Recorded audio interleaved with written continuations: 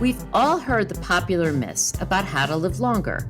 Some say if you marry, you'll live longer. Others say if you don't work too hard, you'll be healthier. Still others say thinking positive will lead to longer life. Well, they are all myths. What leads to healthy longevity may surprise you, but stay tuned to hear the result of an 8-decade study that began in 1921. Started by a scientist obsessed with data, the study has been compiled into a book that features practical, data-driven insights into aging. What this scientist learned changed his assumptions about aging. Maybe it will change yours too. Stay tuned.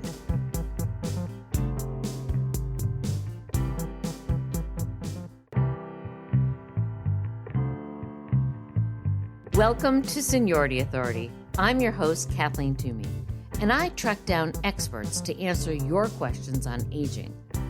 Let's get smarter about growing older. Thanks to our show sponsor, the Riverwoods Group, Northern New England's largest family of nonprofit retirement communities, where active adults find community, purpose, and peace of mind. Visit riverwoodsgroup.org. What can we learn from those who've lived a long life? What if we had an insight into real data that revealed successful paths to health and long life? Today's guest will discuss exactly that. Dr. Howard Friedman is a distinguished professor of psychology at the University of California and author of the book The Longevity Project, Surprising Discoveries for Health and Long Life from the landmark 8-decade study that began in 1921. What Dr. Friedman learned about how to stay healthy and live longer may surprise you. Welcome to Seniority Authority, Dr. Friedman. My pleasure to be here with you. Thank you. It's so terrific to have you here and for you to be sharing the results of your labor. And for those of you who are listening to the show, Dr. Friedman is a remarkably young-looking professor to be talking about an 8-decade study that started in 1921. Can you go back to how this study started, Dr. Friedman, with Dr. Turman and what he was trying to achieve when he began this body of research in 1921? That's correct. I was not there 100 years ago when Dr. Lewis Turman at Stanford University started studying about 1,500 bright boys and girls in California to investigate why some people go on to intellectual leadership and to productive careers. He was interested in success and the betterment of society, but we turned it into a study of health and longevity called the Longevity Project more than a half a century later. We could see who thrived and lived long, and most importantly, why this was the case. Not that long ago, I attended the 104th birthday party of a Turman participant, as we call them, who was a child in the original study. That's extraordinary. And it's great that you took this research subject and really extrapolated some of the data. You mentioned in the book that one of the advantages of a study like this is that you can avoid a research bias or trap. And indeed, Dr. Turman changed some of his assumptions during his study. As you said, he chose very smart, young boys and girls. What were some of the assumptions that Dr. Turman made that he changed as his study progressed? Well, who we are, how healthy we are, accumulates over the years. Most studies only look at relatively short time periods, and individuals differ in so many ways that it's hard for scientists to figure out what's causing what and what we can do to intervene to stay healthier over the years. Most studies only report correlations, that is, associations. But as Dr. Turman started studying the children in the 1920s, he realized that by continuing to follow them, he could learn a lot more. So although he was initially focused on the ideas that derived from Charles Darwin and Francis Galton about evolution and how abilities are inherited from their parents. He kept gathering more and more information about the participants and their interests, their families, their education, their hobbies, and much, much more. He just basically everything he could think of. And his own views started shifting away from the fact that these children started out smart and accomplished when they were 10 years old, but what happened in the rest of their lives. And there were a lot of individual differences among the different participants. Some thrived and some faltered. Would you say this goes back to the nature versus nurture debate, and that was one of the assumptions he was testing? He didn't set out to test it directly. He wanted to see how nature best unfolds, what we can do to nurture the best. But it turned into a study, since these participants had a lot of variation among themselves on so many characteristics, personality traits, families, love, careers, we could kind of see how all these came together. So it's one of our conclusions is understanding how your nature, which you're born with, kind of unfolds as a function of the circumstances that you grow up in and that you're exposed to and that you seek out. So that was an interesting conclusions that I drew at the end, was that you can make a difference by selecting the correct environments for your individual personality. So we're not talking about things that apply to everybody. Like everybody says, eat this or don't eat that. But it might vary from person to person what's important. We know that what's healthy, what's likable. And we do that with the same kinds of things in behavior, in personality, in social relations, in work, and all those kinds of things that really make a big difference. What I think was fascinating about the book, and what was incredibly intimidating to me, never mind to you, is the wealth of information that Dr. Turman collected. He was encyclopedic when it came to collecting information about these children's backgrounds. Can you tell us a little bit about that? And did you have any trepidation at the idea of synthesizing all of this information into a book? Well, he recorded how many books were in their houses and how active they were in their playtime and how happy their parents' marriages were. He measured their personalities. Were they prudent or extroverted or cheerful? People talk about being cheerful. He then followed the participants as they grew up. They made their career choices. They had families of their own. So we had a huge amount of information, over 10 million individual pieces of data. And we had to spend many, many years refining it and following up on the Turman participants. So many grew up to be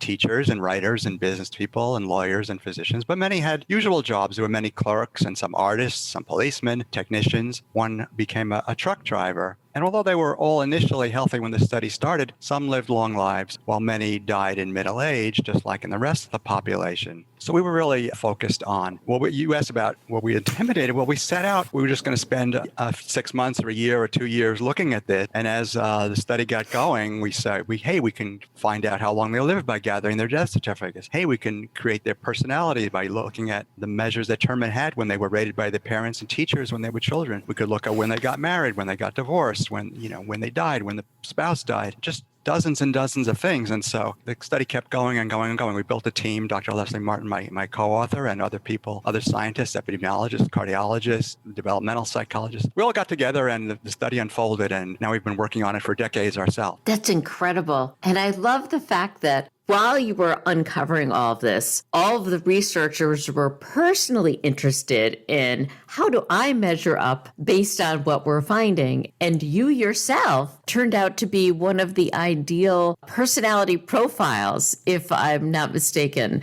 But all of the researchers wanted to measure themselves against what you were finding from this research. That's correct. It's very intriguing to try to see, well, how do I fit in here? And for example, when our grad students who were helping analyze all the data looked over the initial statistical findings on personality in a long life, that was just one of our variables, personality. They laughed as they read the results. They told me, Howard Friedman, that personality sounds like you. So that's because the findings reveal that the best early childhood personality predictors of longevity was what we call conscientiousness. These are the qualities of a prudent, persistent, very well organized person, like a scientist professor, somewhat obsessive, maybe not the first thing that usually pops to mind when you're thinking about a personality characteristic of longevity. So it was not cheerfulness that predicted long life across the ensuing decades. Other factors were also relevant, but the prudent, dependable children lived the longest. And the strength of this finding was unexpected. It's comparable to many medical risk factors. It proved to be very important and enduring. And Fortunately, much research in the last 20, 25 years has been conducted by other researchers once they saw our initial findings, and it confirms pretty much that this is the most key personality predictor of staying healthy. So we do have lots of self-assessment scales in our book on the Longevity Project, so people can kind of assess themselves, see if they have healthy characteristics, which they might want to work on changing, and which behaviors they have and which patterns are going to be most healthy for that individual. And we have a link to the book in our show notes, and I would highly recommend buying the book and taking these self-assessments that have been derived from some of the original Turman research. What is pretty interesting, Dr. Friedman, is that this conscientiousness that has emerged as one of the characteristics of long life really presents itself as young children. And that, I think, is unusual. And you also have indicated that people that don't necessarily naturally have this conscientiousness as a young child can develop it later in life. Is that accurate? Yes, that's right. So way back in 1922, almost 100 years ago, the participants' parents and the participants' teacher rated the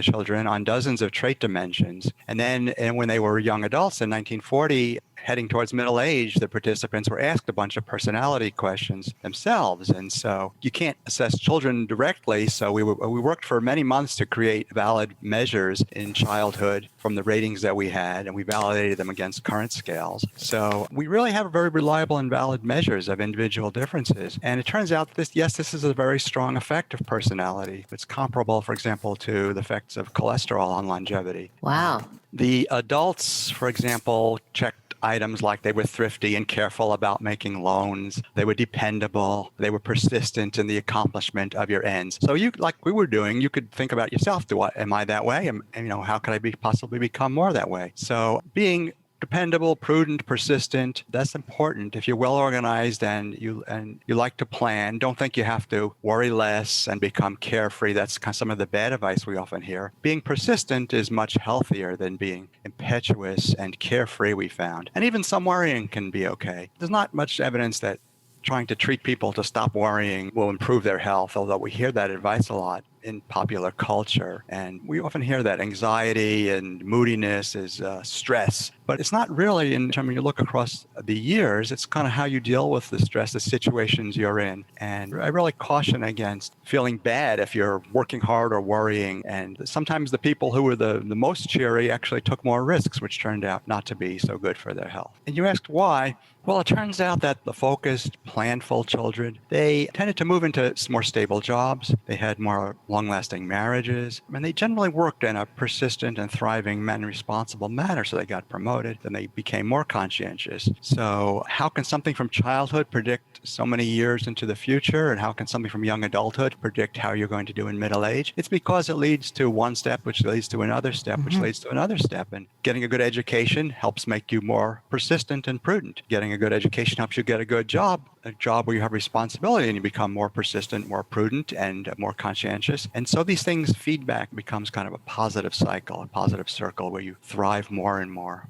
So it's like a building block of how you approach your life and how you start problem solving. It's even more than a building block because, again, it circles back. So using building blocks, we're putting one on top of the other. But with this, as you do certain things, if you have certain inclinations and put yourself in the right situations, you actually strengthen those positive kinds of things. And we can talk more about some of these other ways as we go on. Sure. And did you find the firstborn children were more prudent and persistent, the youngest were less, or vice versa? Or did you do any examination of birth order? It's funny you asked. We did look at that, and it didn't really make a big difference. People try to get some simple characteristic like that. There's all kinds of books about things like that, but it really depends on everything else. That's one of the lessons that we drew. Yeah, there are a difference between firstborns and lastborns, everything else equal, but it's almost never the case that everything else is equal, right? So people have different families, they have different socioeconomic status, different environments, different relatives, different schools, and different personalities. And so we don't really turn to particular single variables like birth order. We look more at patterns, or we sometimes call them trajectories. How are you going over time? So, let's say you look back over the last 10 years. Are you becoming more this way or more that way? Are you doing more of this or more of that? That seems to be the key, and that's what a lot of other studies underestimate, I think. If you're getting smarter, help us reach more minds. Leave us a review on Apple Podcasts so others know we're legit. Tell your friends to follow us on social or subscribe to our newsletter at seniorityauthority.org. So if you're listening today and you don't feel that you are naturally a person that has this conscientiousness, is all lost, or can you develop some habits or practices that would enhance your life? And right now I'm thinking in particular of the story of James from the book. Yeah, we did also write many biographies to help bring the statistical conclusions or findings to life, so to speak. And James was one of those. So people can and do actually slowly change their patterns and habits. How and why? Well, when they seek out situations that promote responsibility. So for James, the transition took over a decade. In childhood, in 1922, he was very unconscientious. His conscientiousness score was very low. His mother and teacher described him as vain and said he lived wholly in the present. He didn't look far ahead. He didn't plan. He wasn't reliable or so truthful, but he was smart. But he started changing as he got into a good college and started doing his work, and that helped to make him more planful. Then he got bored and he took a year off, so he wasn't on a straight arrow path. He returned to college, and then by the time he was in young adulthood, he had a steady job in public relations. He had recently gotten married, and by the time he was in his late 30s and his 40s, he had moved into the top quarter of the conscientious people in the sample. So he had gone from the bottom quarter to the top quarter. He liked his work. He was now more detail-oriented and persistent, and he had definite goals. So he was more prudent than he was in his youth, and he survived to actually a seasoned old age. So this is one of the interesting findings of the Longevity Project, is that it's not fixed. You're not stuck in a certain path. You can and do change, and he didn't do it overnight. That's what is important. He took on more responsibilities. As he became a more mature adult, he adopted more and more healthy habits, and then these fed back and made him even healthier. So, for example, he was always pretty physically active and increased his physical activity. And that was important, but that wasn't the key to longevity. What was most important for him was that he entered healthier social environments, like a good marriage, which we could talk about. And that, in turn, fostered his health. His wife agreed they had a good marriage. His job was not exotic, but he took pride in doing it really well. And this is, I think, very interesting. As an adult, he described himself as an honest person of high integrity. So that's a good hallmark of someone who's back on the right path and has slowly altered his trajectory, provides a solid foundation for health as you're in middle age and looking towards your later years. And I should add that those who help others are also usually such mature, thriving people. Well, it sounds like he definitely changed from a vain and a self-involved child who lives for the moment to be someone who's much more conscientious and planful and satisfied. Exactly. And another way we looked at this, which I thought was kind of interesting, is that Dr. Turman had compared the scientists in the sample to those who had gone on to other things, like became lawyers. And the scientists were, more shy and less someone you would see as really extroverted and active. But they were very careful in how they lived their lives. And it's not that they didn't have fun. They had very satisfying lives because they were doing work that was really valuable and surrounded by really interesting people. But as it turned out that compared the scientists to the businessmen and lawyers, we recreated Dr. Turman's groups years later after we saw how they turned out. It wasn't really just sociable schmoozers like some of the lawyers were the ones who thrived. Again, created a meaningful life for themselves by doing work and being in environments where they could thrive in that kind of way. So you could think about like different buildings you could walk into. At least if you walk into a university setting, you see a lot of people, really focused in certain good, positive ways. Or if you walk into certain environments in your town, you'll say people helping each other to do unhealthy things. So it depends. We saw the pathways in who surrounds you that influences how healthy you are. And maybe we'll talk later about how this affects something you can actually do to make a difference. Yes, I want to get to that. But you mentioned marriage. And in the earlier, when we introduced the show, we talked about the myth of if you're married, you'll live a longer life. And that's not necessarily so. What does the study say about marriage and or divorce as indicator of long life? Well, a good question. Of course, it's not the presence or the absence of a marriage certificate, just a piece of paper that matters, but it's all the other things that surround social relations in marriage. So some marriages are happy and helpful and some are not. And we asked, are there differences for men and for women? In the Longevity Project, we actually looked into this in quite detail because we had very good information on marriages and the happiness of the marriages and divorces. And widowhood even. And we found that the divorced Turman men, especially those who got and stayed divorced, were a much higher mortality risk in their later life. The men who got married and stayed married, they were likely to live to old age, comparatively to age 70 and beyond. But fewer than a third of the divorced men who stayed divorced. The steadily single men, though, who never married, they did pretty well. They outlived those who divorced, and they way outlived the men who stayed and got divorced. People who remarried often did quite well, so they did have some stress of divorce. So it's not like, well, again, one event affects your whole risks across your life. It's what you do afterwards. And we found this in various studies that we did on what happened to them after some event that was maybe disappointing or even tragic. If you got yourself back on track within the next few years, within the next decade, then your health and longevity could return to that of the people who didn't face the trauma. But people who had some kind of very serious disruption or trauma, who then went off a negative pathway, maybe started drinking, maybe became angry at everybody, broke their social relationships, those were the people who spiraled downwards. So a vicious cycle the other way. The women in the Turmans study showed really fascinating and unexpected results. So like the male counterparts, the women who got married and were in good marriages, they often lived long lives. But the surprise emerged for the women who had gotten divorced and they didn't remarry. These women didn't fare so badly, certainly not nearly as badly as the divorced male peers. They usually lived long lives. So that is a surprising number of the women who divorced their husbands and stayed single did fine. On average, they lived nearly as long as their married counterparts. So being divorced was much less harmful to a woman's health than it was to a men's health. Many got rid of their husbands and thrived, and there's other studies that show this, and there's also many case examples. Some of the longest-lived women in the world have gotten rid of their husbands earlier in life. So as my co-author, Leslie Martin, liked to put it, she says, if you're a single woman you have friends and you have an interesting life, don't think you need to get married or remarry to improve your health. So women who stayed single, or again, who had gotten divorced and remarried, they usually not remarried, usually live long lives. So this fits with other research one of my friends does that shows that being single can often be just as healthy, especially for a woman, as being in a marriage, if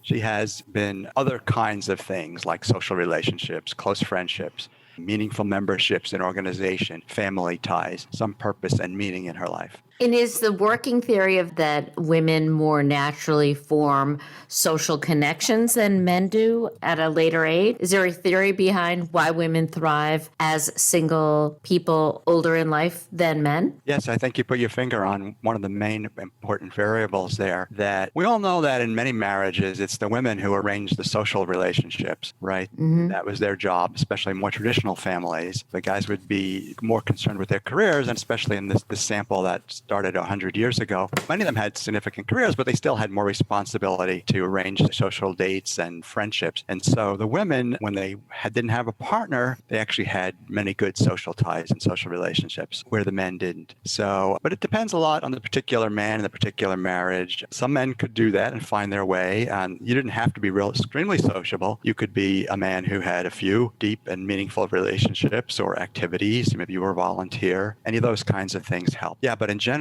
you're right that since the women found it easier generally to move into more extended social networks, that was a big influence we found on their health. And we were able to look at that by examining different kinds of activities that people did, the different kind of social ties, what they did. Because again, Turman and his followers who picked up the study in the 1950s, before we took it over in the 1990s, they really looked at that. They tried to see what was happening with these people. Yeah, and there's such a big difference too. So it makes sense. One thing I thought was fascinating was we know that wishful thinking doesn't necessarily lead to a longer life. But one thing I learned from the study is that catastrophic thinking tends to lead to a shorter life. So for those warriors of us out there, can you tell us a little bit about why that is, or talk a little bit about this finding? That's another interesting question. Thank you for that. The catastrophizers, people who catastrophize, we might say the Chicken Littles of the world, they always think of the sky as falling, and they often bring trouble onto themselves. So they have a pessimistic view of life that sees every stumble as a calamity. And when they were young adults, the participants wrote about their flaws and the bad events they had faced, their disappointments, measurements. So we had a baseline measure, and some were very harsh in their self-criticism. So we could see who overgeneralized their problems and who saw their life as a total mess. So those were the catastrophizers. And what happened as they aged, and this is true for people even in their 40s, in their 50s, what happened as they age? Well, the catastrophizers get on these more downward spirals and they died sooner, especially the men. So partly, as we said, the catastrophizers generally had only superficial relationships with other people and that they couldn't really deal with a lot of their problems. And they were also especially more likely to die of accidents or violence, although some had heart attacks in middle age. But again, like I've been saying, many catastrophizers improved their viewpoints over time and change the directions of their lives. So I want to emphasize that the Longevity Project is not at all pessimistic. Mm-hmm. We found many people who gradually changed their life pathways in so many ways. But where we're different from most advice is, I'm not giving advice, I'm telling you what we found, but the people who are drawing conclusions from it, that you have to look across some trajectories, across some pathways, and the pathway is something you can deviate from. You can change your pathway. So nothing's fixed if something happened at a certain age or a certain time in your life. It's how that affects what you're going to do next. And that makes sense. And what I love about this research is it's so detailed and it gets into your response to things that happen in your life and shows pattern over time. Because I think as we sit here today and we think about we're all going to live generally much longer than we anticipated, how do we do that in the best way? And the Longevity Project book and research really debunks some of the urban myths that people spout so freely, that if you're married, you'll live longer, and if you don't worry, you'll live longer. And what we're finding is a little worry is a healthy thing. Not all stress is bad stress. And it's how you respond to the situations that you are given. It's your ability to problem solve, to look frankly at the world, not catastrophize about it. It's your social network. It's a very multifaceted approach to what makes for long and healthy life. And one of the things that I also thought was interesting is you note that by age 60, most of the Turman adults, even those who had been active when they were younger, lost energy and vigor, which makes sense. But you write that those who stayed active and maintained or increased activity as they got older lived longer, which is really encouraging for me because I was never an athlete growing up. I was a girl in a traditional family with 4 boys, and they were the athletes. I was not. Later in life, I discovered running and then weightlifting. So to me, this is a hopeful thing that it's not about the college football star that is going to have energy and vigor. It's something that if you've never walked into a gym at age 60, you can walk into a gym and regain energy and vigor. I thought that was really exciting personally. That's great. Great to hear that you're on that healthy pathway. And that's exactly right. And let me mention that 100 years ago when the study was getting going, there were hardly any gyms, so people couldn't walk to the corner gym. So that's a new thing. So yet people often thrived and stayed healthy and lived long. So it's not necessarily tied to particular individual times in history that make you healthier or not. And today everyone knows that fit and active people are healthier, but the average American eats much more and is much less active than the average American of 50 years ago and of the average Turman participant from 100 years ago. So you hear advice, spend 30 minutes 4 times a week and spend energy at a certain rate. That's good up-to-date medical advice, but it's poor practical advice. So if you take a New Year's resolution or a birthday resolution, you're unlikely to keep that, right? So if you just make a general one, but if you take a look at your past history, findings show that the patterns of activity tend to persist. So just as you said, as you start doing some more physically active things, you'll do more. And taking these patterns into account can help you, I think, select the activities that fit well with your preferences. So I was swimming in a neighborhood pool a number of years ago when this was getting started, and there was a woman swimming next to me furiously, and she stopped and said, "Oh, I'm glad I'm done with this." And I said, "Why?" She says, "I hate it." So she was doing it because someone told her to do it, but it wasn't going to really help her health. She wouldn't stay on that trajectory. But if you don't like jogging, don't jog. If you don't like swimming, don't swim. But start doing the things that you really enjoy and you can keep up. So it could be a long walk at lunchtime or in the evening with your friend or your spouse or your dog, or some people tend to their garden. Some people go bowling with their buddies, but not bowling alone. You don't have to do the same thing all the time. And you definitely don't have to do something that irritates or bores you. And some say that, I think Dr. Martin agrees with this, especially choose activities that will benefit your body and your soul. So choose a partner is okay, but we recommend anything that doesn't force yourself to get out there. The successes of the active Turman participants were those who developed patterns and social ties, whatever they were, that get you up and out of your chair. I love that. Get out of your chair, get off the couch, and find your own way to move in a meaningful way that brings you some joy. Exactly. And so it's not do this, do that, but it is do something, become more active. And that's important. And do the something based on what you know about yourself and what your friends do. And if most people, if they sit down and think about it, they could generate lists. And we have, again, self-assessment, short quizzes in the book on the Longevity Project, if you want that help. But it's pretty easy to sit down and figure out what kind of trajectories you're on, which are the healthy days and weeks of your lives, and which are the less healthy. And you can make small steps in the right direction, and then they snowball. Do you find that at some point, some particular age, people start reassessing how they live and have a desire to rethink or restart? Or do you feel that this is something that happens during a crisis or at retirement? At what point in time are people open to hearing this and rethinking their life's trajectory in your experience? Well, yeah, there's other research that not conducted by us that looks at these kinds of things. And we were able to do it because we had a lot of data from the participants when they were in their 40s. And that's kind of one transition. So people in their 40s often come to the realization that they probably have fewer years of a healthy life ahead of them than they have behind them.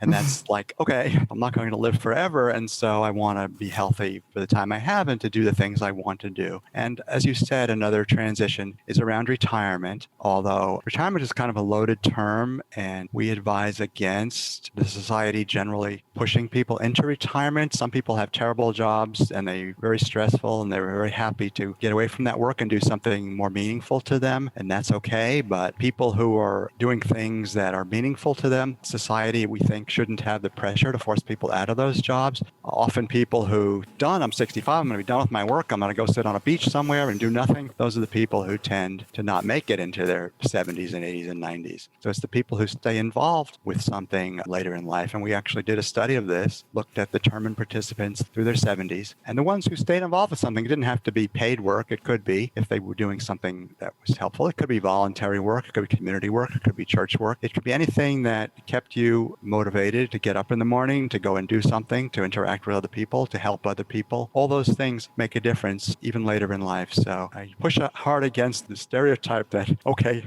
get to 65, go 66, 67, go on Social Security and don't do anything. That's usually not a good recipe for thriving in later years. And I love that. I love the fact that you have researched this and found that, again, the urban myth of I'm going to go sit on a beach or I'm going to golf every day of my life, multiple holes, that's not a recipe for a long and healthy life. We have to be doing something else. It can be for some, certainly for short periods of time. I don't want to discourage people from doing the things they like. If you're doing things you love, that's great. But if you can make it meaningful too. So let's say you're playing golf, but you're raising money for a charity while you're doing that. Mm-hmm. You're interacting with other people who are interested in raising money for a charity. That's the kind of thing that makes it even more helpful and much more involving. Yeah, no, I think that's really important to realize, especially because so many people, the people listening today, are living so much longer post-retirement. And I do want to give a prize to the person who can come up with a new word besides retirement, because I think we're all kind of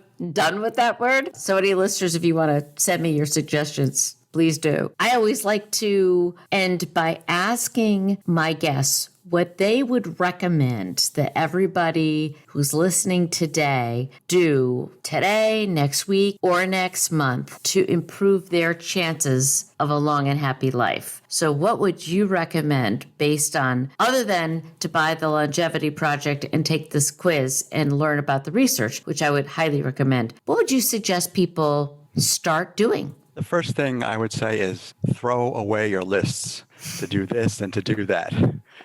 Your 10 New Year's resolutions, your schlep to the gym, go to sleep early, eat blueberries, take it easy, take vitamins, smile more, join Facebook, quit Facebook, learn French. All the advice we're constantly getting there is too simple. These may be good things, but a list is not a pathway to a sustainable, healthy community and lifestyle. So one excellent thing you could do, which I tell people when they ask me about who was healthy in the Turmans study, is to be sure to make friends with or go to gatherings with other healthy people, other conscientious people, other people who are trying to teach, to learn, to recreate, and make the world a better place. And it's pretty easy for us to do that. And we can look around and we know who our friends are who are bad news are going to lead us in less healthy directions. And it's pretty easy to go see or make dates with people who you think are kind of doing the right things we've been talking about. So some people are facing hardships now, and there are also helpful lessons to those people. It's to position yourself on a healthy pathway that's, again, appropriate for your own personality and your own circumstances. We didn't find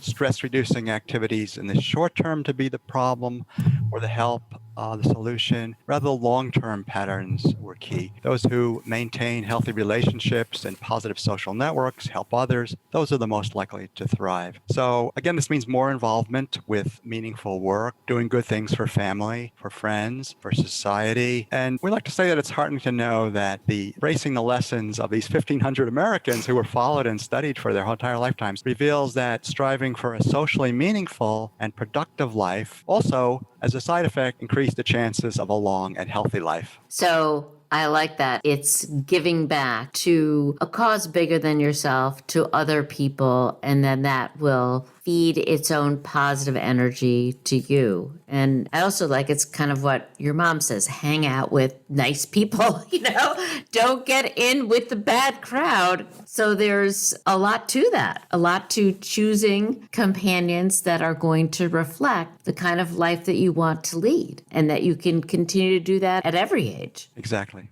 My last question is, what are you doing now with the Turmans study, and what is your goal? Is it to get the news of the research out there to more folks? It was quite a project getting all of these different professors and researchers together, an enormous task to boil this down, the results that are encapsulated in the book. What's next for you? That's an interesting question, because it was about 30 years ago that we first started publishing some of the findings from this, and then which we've been doing ever since. So one thing I'm trying to do is integrate what we've learned, what other people have found, who actually then often confirm, replicate our findings, and it launched a whole series of studies by others on the characteristics and patterns that lead to a long and healthy life. And I'm trying to get a better sense of just what it means to be healthy. We tend to think that if we don't have a disease right now, if you go to your physician and he or she says, I don't see anything wrong, then you're healthy. Well, we know that's too limited a definition of health, and it affects how we allocate our resources in the public, how we think about what we should be doing. And so if we had a better understanding of what it means to be healthy in terms of how it's going to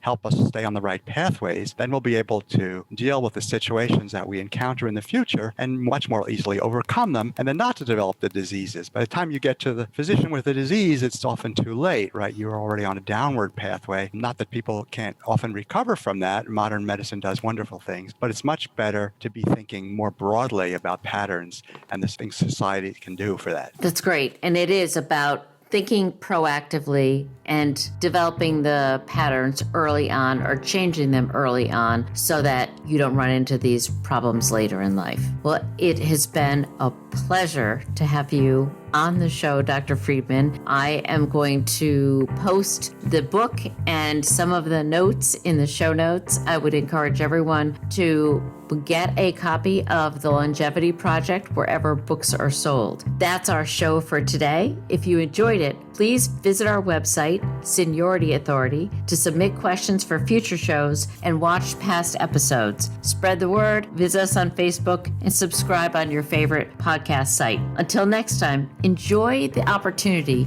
to get smarter about growing older. Thank you. Thanks to our show sponsor, the Riverwoods Group, Northern New England's largest family of nonprofit retirement communities, where active adults find community, purpose, and peace of mind. Visit riverwoodsgroup.org. That's our show for today. Did it spark a question? If so, send us your questions at seniorityauthority.org and we'll track down the answer. Meanwhile, don't forget to subscribe, like us on Facebook, follow us on YouTube, and rate us on your favorite podcast platform. Until next time, let's get smarter about growing older.